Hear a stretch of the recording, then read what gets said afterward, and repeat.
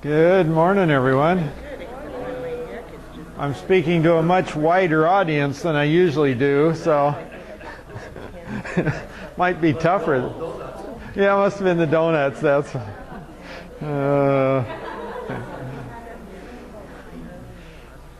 We are still in 1 Kings, and I have the pen. If you can imagine, it's written on the board up there. Use your creative imagination.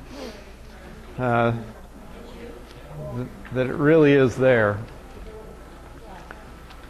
So as you're imagining things this morning, you're imagining the picture of the city of Jerusalem with the brook Kidron running down the east side of the city. And it's divided into two parts, but the upper part has got dotted lines. So you've got the small city of David, relatively speaking, along the brook Kidron at the bottom. And up at the top is a construction zone where all the heavy equipment is moving stones into place, and there are piles of trees and lumber and everything being sent from Hiram. So there's a bunch of stuff going on in the city. You will remember that where we last left them was with Solomon finally really consolidating his power in the nation. We've left him, he faced some really serious threats to his being king. He had some major defectors who did not like what he was doing and didn't care to see him take power. And boy, I'll tell you, the tabloid news and the latest news on Yahoo and all that sort of thing were just going nuts, because there were threats popping up over here and conspiracies over there, and it was crazy in the city of Jerusalem for the last few years, actually. But we've seen the guys that were causing trouble have come to their end. Joab has been removed. His brother has been removed as a threat. All of them had Benaiah fall on them, remember? So I've been warning all the guys I know that play football. If you see some guy, big dude, lineman, turn around, or defensive tackle or whatever, and it says Benaiah across the back of his uniform, get out of there. Because every time Benaiah falls on somebody, they die. So good old King James, you gotta love it. Anyway, so Benaiah has been the henchman, the instrument of justice.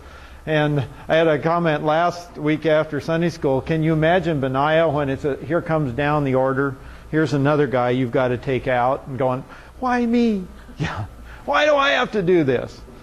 And yet the serious side of that question, which is interesting, David had to have someone who would carry out this justice for him, who he could trust.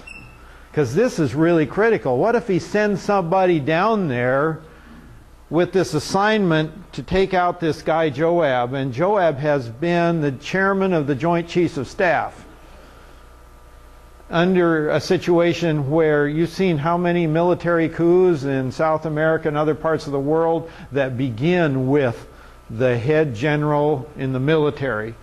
And the reason they're successful is because all of the military respects him and does not respect the political leader.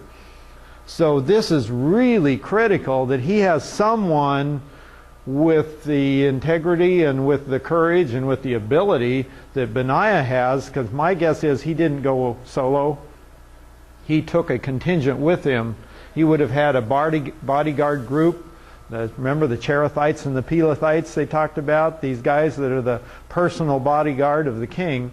So he had the loyalty of these guys, and Solomon needed that, because he needed someone he could trust. So when he says, you take out that guy who's the kingpin, would have guts enough to go carry it out without fear of retribution from the rest of the troops.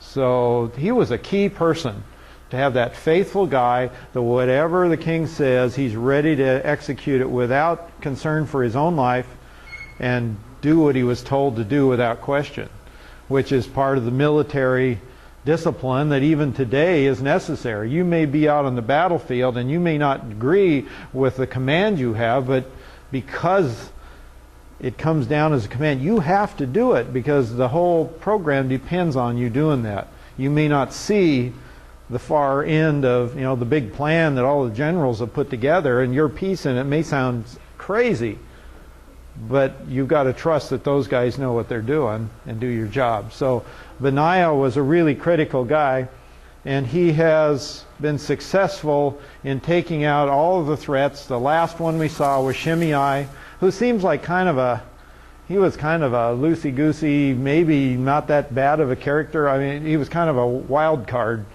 This big guy, he threw rocks at him once. What's the big deal? He threw rocks at David on his way out. Big ones, though. Well, they were big honkers, yeah.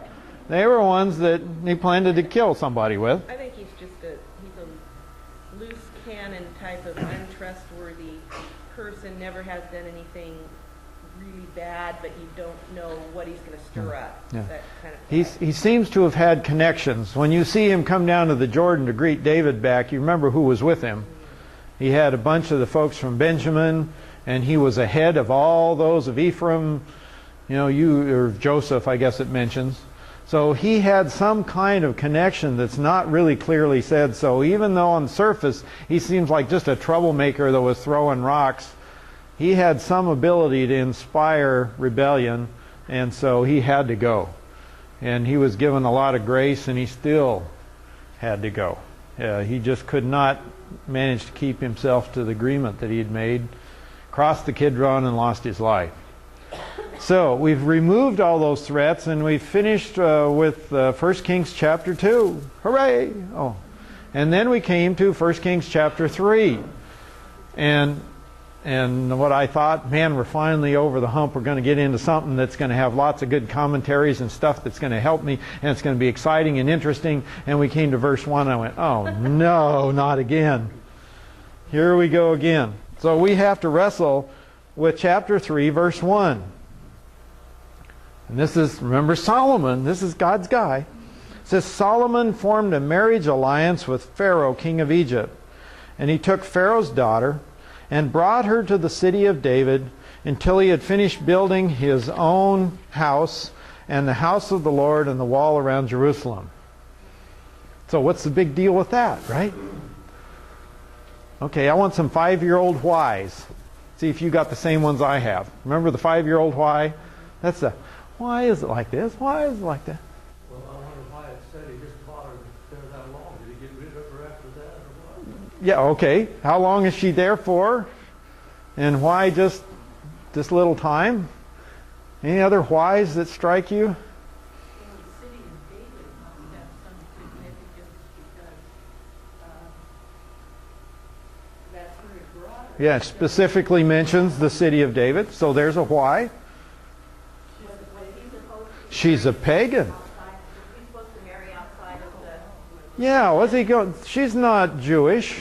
Why is he marrying someone outside? It says he formed an alliance. Ah, he's using it for a political alliance with Egypt. Egypt again. Has Egypt ever popped up in Israel's history? Solomon, what are you thinking? Yeah, not supposed to go back to Egypt. And they'll be back again. It's just, so all these things are going, and my biggest why is it's one verse. Why is it there?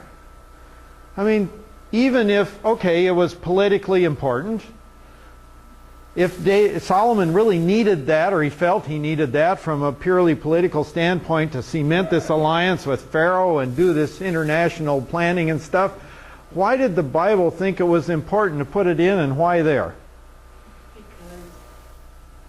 Because he did this before God gave him wisdom. Yeah, maybe that was it. He hadn't got smart yet. Well, this is another why. Okay. Okay, and I know it's kind of been asked, but when he takes him to the city of David until he had finished building his own house. Was There's his the own clip. house outside the city of David? His own house, if you remember my picture that's up here, and we got the little city of David is this skinny shaped thing like this, and right above it up here, there's a big square and it's going to have a wall around it, and it happens to sit on top of a mount there. It's the high spot in the area of Jerusalem called Mount Moriah. And right up on there, on the threshing floor of Araunah, is a construction project going on, and right next to the construction project for the temple is the construction project for Solomon's palace. They're going to sit side by side up there. So a little the answer of why the city of David, because, well, unless you want to live out in the hinterland somewhere, the city of David's where everybody was. And it specifically, I think, is saying his palace was, it gives us the timeline. He's building the palace now, but he's not completed yet. So this tells us it happened early in his reign. However, it's not his first wife, because if you go and look at his son Rehoboam and how old he is when David dies and Rehoboam takes over, Rehoboam was born before this. So, I know as we look ahead here, quite a ways, he has married little daughters, gives his daughters names. right, Married for a lady, gave her a bunch of some of his staff, right, or wives or something. right. So we know it's early in his reign. It's not his first wife. We know that he brings it back to the city of David. Well, that was his father's palace probably, and he puts her there until such time as his palace is finished, and then we'll see that there's a place where apartments where the wives of Solomon lived, and it appears maybe that she had a special apartment for her own. Yeah, might have been quite a complex. It would have been a big complex for Solomon.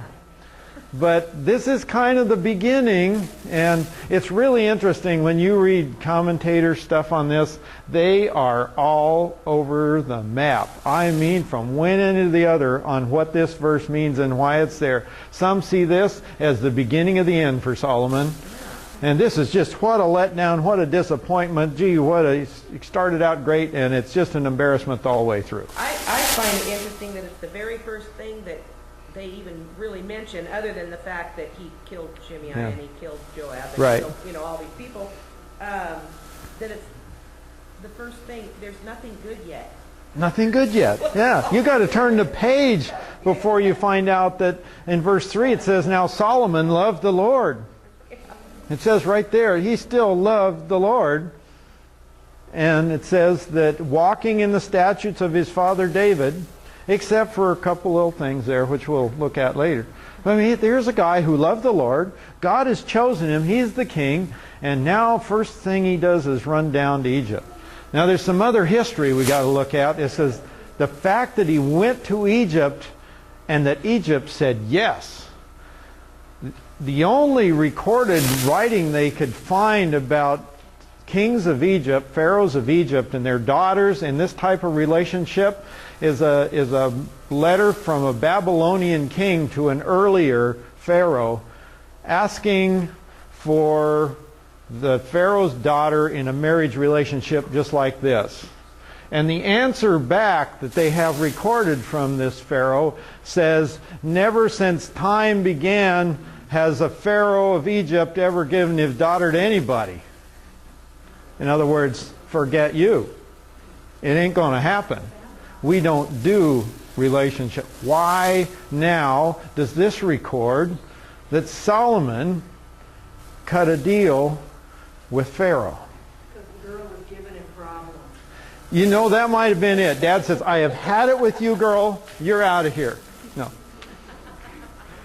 He learned from his ancestors. He didn't want that river turning blood again. Yeah, maybe that was it. You know, you wonder, is there something going on there?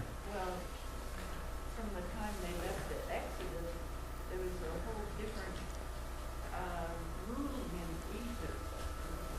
in Egypt. Lots of things have happened since they left in the Exodus, and that Pharaoh faced all of that. And in fact, if you look at what the experts in history and everything believe that this probably was, and they seem to be fairly agreed about the time zone. They don't all have the same name in there, but it appears that this is the very last pharaoh of the 22nd dynasty in Egypt, which all of you history buffs will go, oh, wow, isn't that cool? So we're looking at this guy called Susanes II. And Susanes II, if you are a PBS fan, you saw him not very long ago. And if any of you remember about the new show they had on a relatively recent discovery in Egyptology, they found some tombs in an area they thought would have been thoroughly checked out and excavated and everything and robbed and looted and everything else. And one of the folks stumbled onto some new tombs and it just blew them away. It's like this was Tutankhamun's tomb over again. And the most interesting thing about it was almost all of the pharaohs, of course, have the death mask, the gold death mask. And if you can look him up on the internet, as I did this morning, and you can see the face of Susanes II. And what is really unique is almost all of them have a gold covering on the sarcophagi. This guy was buried in a solid silver sarcophagi. He's called the silver because of it. And there was a whole show on that. Why silver? Was it because at the end of this dynasty, Egypt was having troubles and this guy was having some difficulties politically and all that thing? Was it because he didn't have the money and so he couldn't afford gold? What was it? Well, actually, it turns out that silver is a much harder material. It's much more difficult to mold and engrave and all that sort of thing. So it actually takes more skill to do the silver than would be the gold, and so they're not really sure. But there was a bunch of tension within the politics in Egypt at the time. And so it appears this pharaoh's having some struggles. Okay, so that's his daughter. That's his daughter, is what it appears. This is the guy. So he's got internal political troubles. He's got some threats from Libya, surprisingly enough, and from a rival in that area. And so there's challenges within Egypt. Why would you might want to talk to Solomon? Well, it just goes to show, though, how Israel is on the international stage. They are, precisely. They needed their alliance. Right. Israel is somebody significant. For an Egyptian pharaoh, where they never do this, to go out and do it tells you, one, the struggle within Egypt, and it tells you, two, the power that Israel was now beginning to influence in the region. That people felt it was a good idea to have Israel on your side, to have Solomon on your side.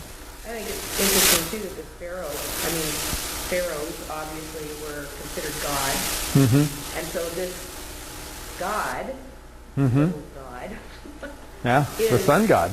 is looking up to the one true God. Yeah. He's fearful of that one. Yeah. He knows that there's power Yeah. coming through Israel from So- that. So I think So, that's really... so it tells you from a purely political standpoint where Israel stands in the world. That's what I was going to say. Yeah. For David, there's been He built it up. Yeah. powerful. Yeah, David has expanded it. Solomon now is going to push it out a little bit more. His influence goes far and wide. Perhaps the stories have been passed down from generation to generation, what happened. So, yeah, the stories may very well still be floating out there about the power that these guys, God has, and Pharaoh decides, you know, it's worth a bet to try that. And now, Pretty good reputation as far as wisdom goes, too. that was, yeah, that, and I don't know at this point if that had totally leaked out yet or not. I'm not really confident about where in the wisdom story, because that'll be our next little vignette. Here is Solomon's wisdom story and how he got it. So timelines don't necessarily mean anything here. The other thing, like the chronological, to me, I think that he thought that he had asked for wisdom and then it went on from there. Right.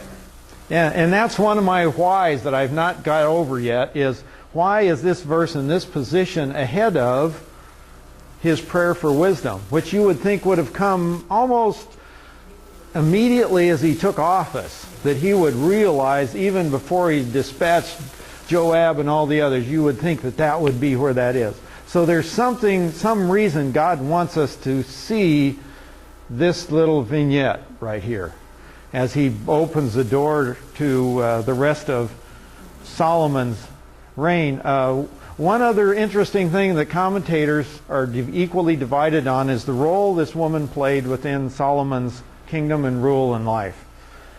There are those that, as I told you, say this is absolute catastrophe, it's terrible, and it's just the beginning of the end early on. And there are those who say it's interesting that while there was this command about not marrying certain heathen women, Egypt is never mentioned in that group. And nowhere in Scripture that they can find and that I can find is this particular marriage precisely condemned. It is mentioned in a couple of places, and we probably ought to look at it as kind of the beginning of it, but the marriage itself isn't condemned, and there are those who believe that there is a psalm in a book of the Bible written about this gal. And there's discussion and argument about that. And the book is Song of Solomon. And I think it's Psalm 45, written for the marriage of the king. So, you can go whichever end of the spectrum you want to go on. And I am not sure which one's right. But it's interesting to think about, at least. In the process, I ran into someone who said the Song of Solomon doesn't even belong in the Bible. So...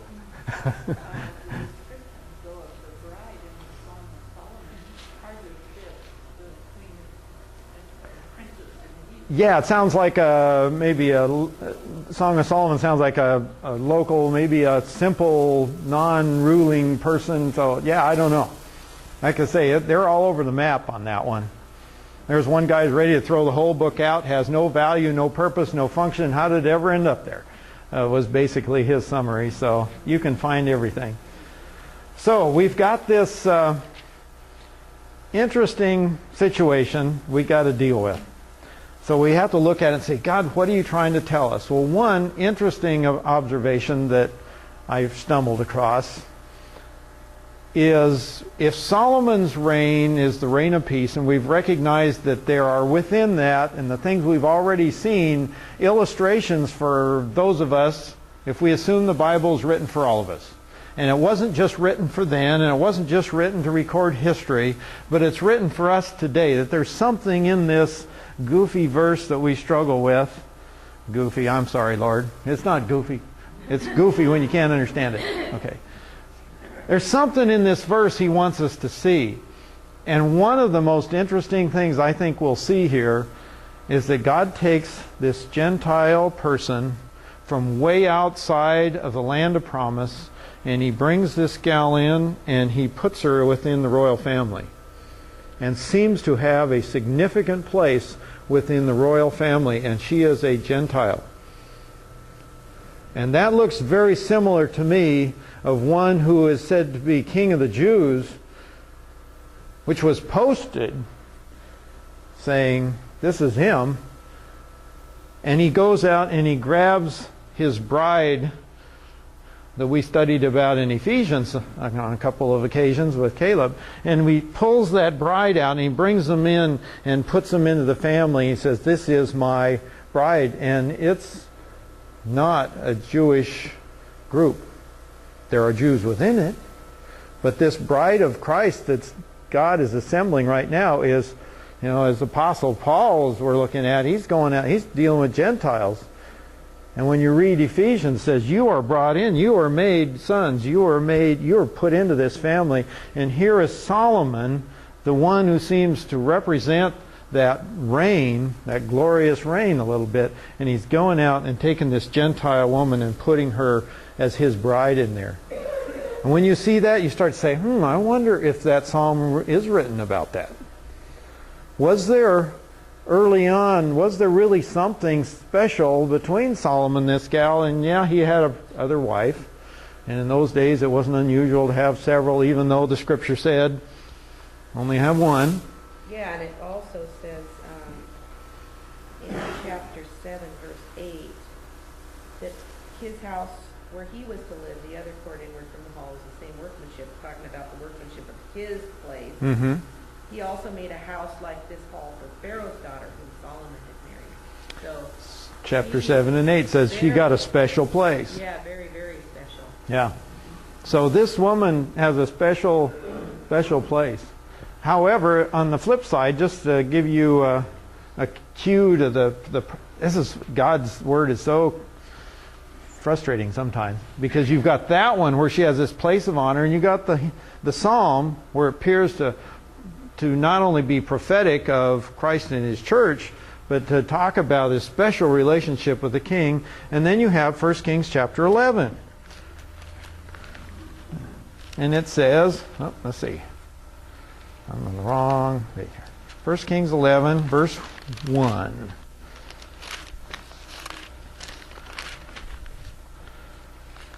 I'll find it eventually here. Now King Solomon loved many foreign women, along with the daughter of Pharaoh, Moabite, Ammonite, Edomite, Sidonian, and Hittite women, from nations concerning which the Lord had said to the sons of Israel, "You shall not associate with them, neither shall they associate with you, for they will surely turn your heart away after their gods." And Solomon held fast to these in love. In fact, he had 700 wives, princesses, 300 concubines, and his wives did exactly that, turned his heart away from God. So there she's mentioned as, besides her, he had all these others, and that's where people start grabbing onto that verse and saying, here's a problem. Then you can go over to Nehemiah chapter 13, the very last chapter of Nehemiah, and the very last thing that Nehemiah talks about before he closes out his writing. In verse 25, the problem is that the Jews had married women from all over the area. In verse 23, and in 25 he says, "I contended with them, and I cursed them, and struck some of them," and I love this one, "pulled out some of their hair." Boy, he handled them ferociously, and made them swear by God, "You shall not give your daughters to their sons, nor take their daughters for your sons for yourselves." Did not Solomon king of Israel sin regarding these things? Yet among the many nations there was no king like him, and he was loved by his God, and God made him king over all Israel. Nevertheless, the foreign women caused even him to sin. It says, man, they even took down this guy that was loved by God, and he loved God, and they had this great relationship, and that problem just took them right down. What is that? That's the very last chapter of Nehemiah, just before the book of Esther, chapter 25, or 20... Chapter 13, verse 25. So he uses Solomon as an example of, you guys don't do this. So I'm getting tugged both ways on this verse. So that's an interesting time for the nation as they begin with this problem they're facing here. But it appears, as it goes on then, until he finished building his own home and the house of the Lord and the wall around Jerusalem, but she's there, and it gives you a little cue that the rest of the building's going on. That phrase that even he, here's this man that's godly and wise and Yeah. a great king, and if he led away by sin, How much more? Yeah. So and here's Solomon, this smart guy, this guy that should know, had all the assets to not mess up. He had everything going for him, and he made this one fatal error, and it took him down. How do you think that you can get away with it and not have it destroy you? And of course, it's critical in Nehemiah's time, because they're coming back trying to reestablish the city, and said, how can we reestablish God's place if we start out by bringing all this stuff in? So, an illustration that comes to mind immediately is, how can we expect to start out and maintain God's church if we go out and bring in all the foreign stuff? It's the battle the church has faced since day one. You look at the Apostle Paul, and he's hammering these people about, you've got to keep the Word, you've got to study it, you've got to know it. Here were these noble folks that checked out what I said, made sure it was true. And here's you guys, Corinthians, you've just let in the Galatians, you've let all this stuff just come in. Don't do that. So it's kind of the same idea. You got one husband and one wife. Stay with that one that God has given you. And then we have this other verse 2. And we got just enough time to maybe barely get into it. And it just drives me wild because it's like, boy, I just got in one gear and got on that track and wrestled with Pharaoh and tried to figure out, and I'm still not comfortable. I hope you aren't either, and you'll go figure it out so you can tell me, with exactly why it's there in that place and why God did it. But I really think he's trying to set some stage, perhaps, for the rest of Solomon's reign here, good and bad. And then it mentions the people were still sacrificing on the high places because there was no house built for the name of the Lord until those days. Why is that in there? I mean, they were. You know what the high places were, right? It's the high hills and mountains. And it appears that it was common practice for the religions that were there before to worship, you're closer to God up on the mountain. So they would have these high places where they would go and worship. And when they came in and took over the land, a lot of them adopted some of those places to go and worship. And indeed, at that time, there was no central place. The tabernacle is in one place, and the Ark of the Covenant is in Jerusalem, and everything's kind of scattered and disorganized a little bit, and so people went to places to worship. And it doesn't appear to be greatly condemned at that time. What came to my mind was Elijah out on the hill. Yeah, Elijah was out. There's a number of times you see where they were worshiping. And in fact, David was when he got the threshing floor of Araunah. He was out there. It wasn't the place. The temple wasn't there. When you read in the prophet condemning them, apparently they went to high places where there were trees, because I don't know how many times he says under every spreading trees. Right. They were at that time. They actually still had trees over there. They hadn't cut them all down yet, I guess. Yeah, they had groves or clumps of trees. Whether it was a park-like thing or what it was, but it was a place where they would go and they would worship. And they were condemned for that later. You go out and you worship in all these places, and I'm here. So it's puzzling why that particular passage is there, other than it gives you a picture that they do not yet have one place. And as you go through the history of Israel, it's really interesting to note. So when you go, the history of mankind, when you go clear back to the Garden of Eden and you have Adam and Eve, where are they before the fall? In the garden, and they do what? Hang out with God, right? No. In a high place. No. It says they came and walked with him, and they had this unique fellowship. And then, of course, sin broke that and separated them totally from God. And now you watch the progression since that time. What have you seen God working to do? Bring them back together again. And you start seeing that, first he's in the tabernacle and he followed them around. And now he's beginning, he says, one of these days, he gave him a promise, I'm going to pick the place, and the place where I'm going to dwell.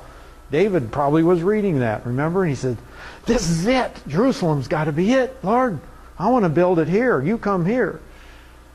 And you see God moving closer and closer to his people. And then if you follow that all the way through, of course, that didn't do it for them either. They couldn't stay, even with God dwelling right there in their midst in the temple. And the glory there that came down and filled it and that wasn't good enough. Next thing you're out in the trees again. And so there's this God trying to reel his people in until the day that he came and put his son on the cross to finally bridge that gap and remove that sin. And he says, on one of these days, I'm going to take out that heart of stone. I'm going to put in that heart of flesh. And when we see him, we'll be like him. That day's coming when we will be perfectly with him for eternity. But it's this thing where God's pulling his people, and it's really interesting to watch.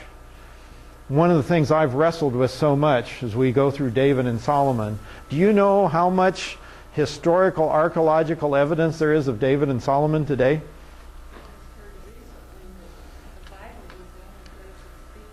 Yeah. Very, very, very one of the most influential guys according to this record, and yet out there. It's like, God, why wouldn't you put that out there? I got a hunch, knowing human nature, where do you think we would be? Yeah. Has anybody seen tours of the Holy Land books and the pictures? Every place where Mary sat down, everywhere that somebody slept, everywhere that there's a grotto, there's a place, and you come and worship at that spot. Somehow it's holy because, somebody walked here. Neon signs over. Yeah, probably neon signs pointing the way, and pay your money here and get a brochure and a souvenir to put on your counter at home. I mean, isn't that human nature? We'd be clinging on to that. I just wondered, you say, oh my gosh, this magnificent temple, and God had this awful heathen guy from Babylon come in, and after Solomon's done all this to build it, and he just destroys that thing. Why would you do that? God, aren't you trying to draw your people to yourself? Why wouldn't you be here? Well, because it's not about the place, is it? It's about, he says, what's all this trampling of my courts? You're in and out of there, and it's not drawing you there. It's my son I want you to see. And he's destroyed that. He's destroyed the evidence of David and Solomon. Because he wants us to focus on him, I think. And I don't know if you'll see that so much as we go through this, but if you watch all this stuff and then watch it all crumble and say, God, what are you trying to tell us? What's your message for us? And I think the message is, it's not about the physical kingdom. It's not about the physical blessing. It's about God and Him and His kingdom and His desire to be with us, to have us with Him, and the fact that He's removed the sin. He's done everything for us to do that. And Solomon somehow got lost along the way. Goats.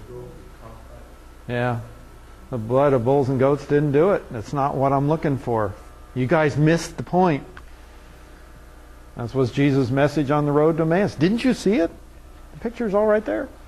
It's in the blood of bulls and goats, but it speaks of me. We all like worship God in our own way, and we don't want Him. We want Yeah. to go through this ritual that will take care of our sin. We just want to do our thing, yeah. So we are out of time. I'm sure folks are going to be coming in, and they don't have any place to gather while we're in here, so we probably should wind this up. But I hope I haven't lost you too badly wandering around in the wilderness here. But as you look at these passages, you have to say, God, why have you put that in there?